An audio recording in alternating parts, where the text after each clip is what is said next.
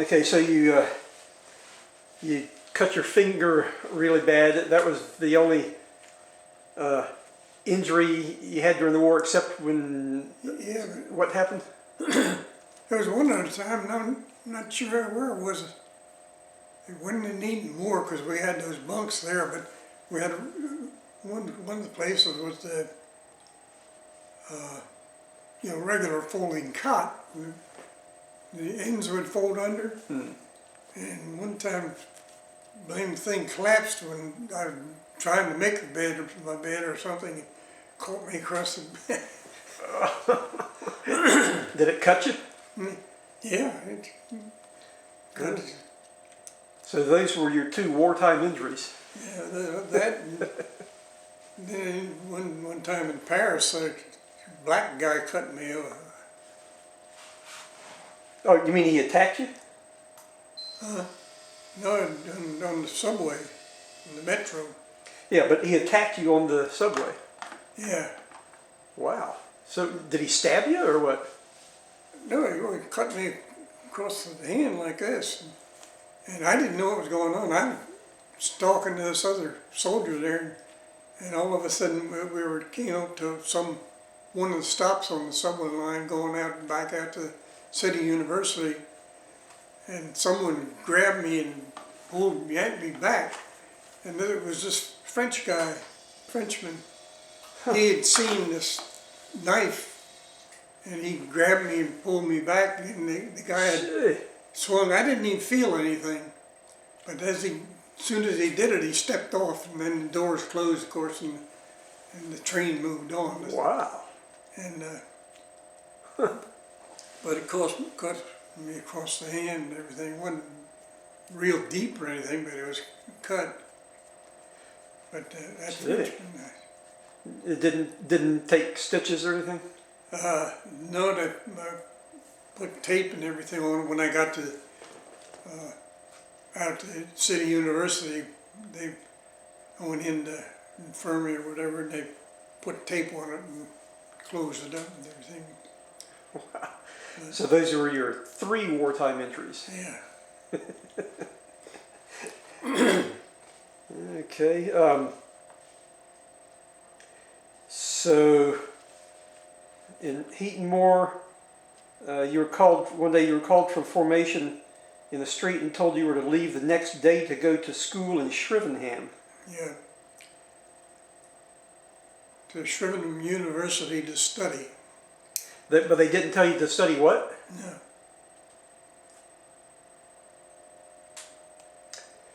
No. It seems like I read somewhere that, oh wait a minute, maybe this is it here. Okay, apparently I researched this a long time ago, and Shrivenham, apparently I found this information, that among other things, military government classes were taught there at the U.S. University in Shrivenham. Oh, I didn't know that. And you ended up in military government eventually, right? Yeah. Huh. So they were going to send you to, or they did take you to Shrivenham, and you No, were going to... I was told that, but I ended up, when I got off the train, it was in London. Oh, yeah, okay. So a truck picked you up, but then next thing you know, you're on another train, and then you end up in London. Huh.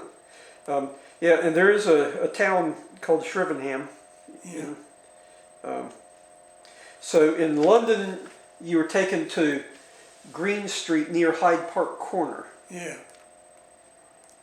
And it was lined with townhouses, and you were assigned to one of the townhouses, and you were with about 15 soldiers ranked from Master Sergeant down to Private, which was you. Yeah. And y'all were to become the enlisted staff of G5, headquarters ETO USA. Yeah. G1 is personnel, G2 is intelligence, G3 is operations and training, G4 is supply, and G5 is military government. Yeah. Well, that's interesting. So they told you you were going to Shrivenham to take some courses at the university, which was probably going to be military intelligence courses, but they just sort of skipped that whole step and sent you straight to London. Yeah. Huh. Now, what is headquarters ETO, European Theater, U.S. Army. European Theater Operations? Oh, US. Yeah. Oh, USA is U.S. Army. Yeah, European Theater Operation, U.S. Army. Okay. 20,000. So it was you and about 15 others, all of which were ranked higher than you. Huh? The 15 other soldiers were ranked higher than you. Well, yeah, I think, there's another guy there, private or something. Oh yeah, here you say European Theater of Operations, United States Army. Yeah. And the highest command of American forces reporting to SHAEF, or SHAEF. SHAEF, yeah. And that's Supreme Headquarters Allied Expeditionary Force under Eisenhower. But Eisenhower wasn't there, it was just, he was... No, his headquarters was across town there in London somewhere. And see, a lot of people don't understand now, Supreme Headquarters was over British Army, French Army, United States Army.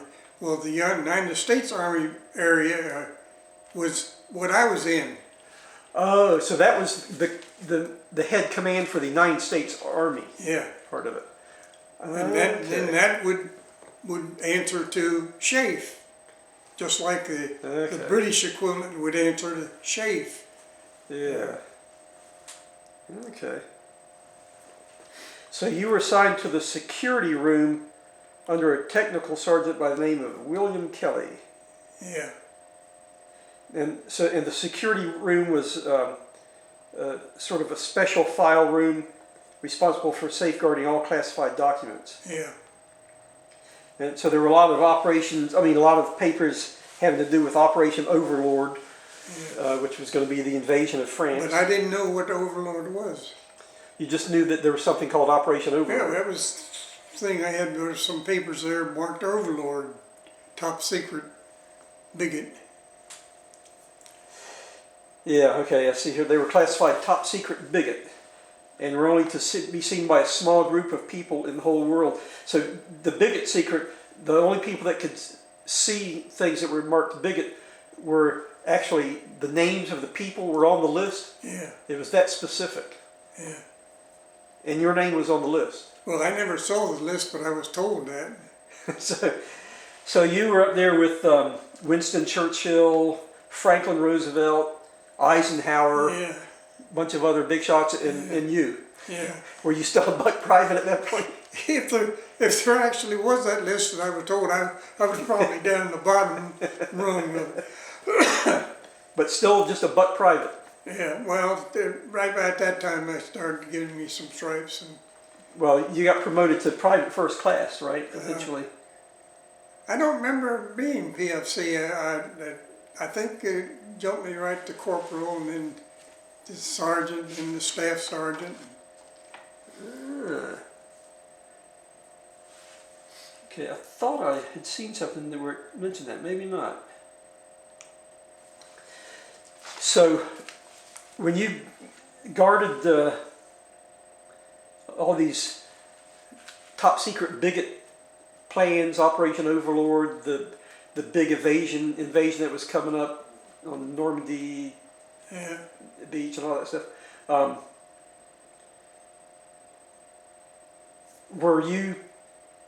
was your duty to guard the entrance to this room and you would stand outside the door with a rifle or what? No. I was sitting at a desk inside there. Somebody come to the door and want certain documents or something. As long as I knew that they were cleared for that level, I could give them to them. Well, then you must have had the list of names then, if No, people to come there? Yeah. No, they would have to show me that they had clearance, so. That would say that they had bigot clearance? No one ever came there that had bigot clearance. I don't remember anyone ever asking for a bigot. Well, they asked for a bigot document. I mean, but they didn't call them that. They might have come in and asked me, they wanted to see such and such an overlord, something.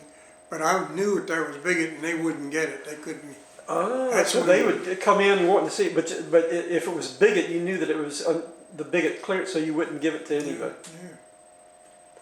Yeah. Absolutely not. That's where some high-ranking officers get mad sometimes. They feel they were entitled to look at something, and I wouldn't let Did any of them threaten to have you court-martialed? No, they knew better than that. Did you ever have any generals come that you had to say sorry? Yeah, general. Well, that was in Paris, so I believe when a couple of times a general showed up. But they were not generals that I knew or anything. Well, I imagine they got pretty mad when they never. They just were upset, but I wouldn't say even mad. But they knew what they were entitled to see some stuff.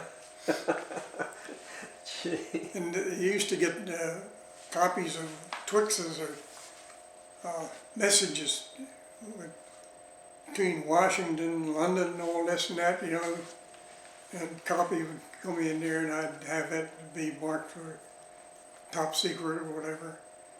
And that's where I first learned that General de Gaulle, the Free French general, he wasn't very well thought of by an awful lot of big other people in the United States and in London. Some of the remarks that were in some of those Twixes that came in, I wish I'd kept some of that stuff.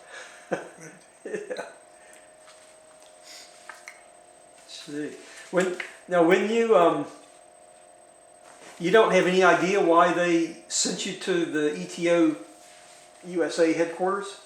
No. It just somehow they decided to do that. Somehow I got picked out of all that. Thousands of guys that were sent over there, and something that they sent me out, I guess, were over some of the other people, or other people. So again, you lucked out, not ending up going on to the front lines or anything. Yeah. By this point, were you starting to realize that maybe you were a little on the lucky side? No. Yeah. You were still just a kid, and that's what I was trying to do. That's what I do. And then you said, well, you were in London. Now, how long? Oh, you don't know how long you were in London, but apparently it was that's just another one of the time thing. Now, see, by the time they get the frame that's in there, I couldn't have been in London very long. Yeah. And yet it seems like I was a long time there. But it couldn't be. Yeah, that's weird. Okay, this is a good time for a break.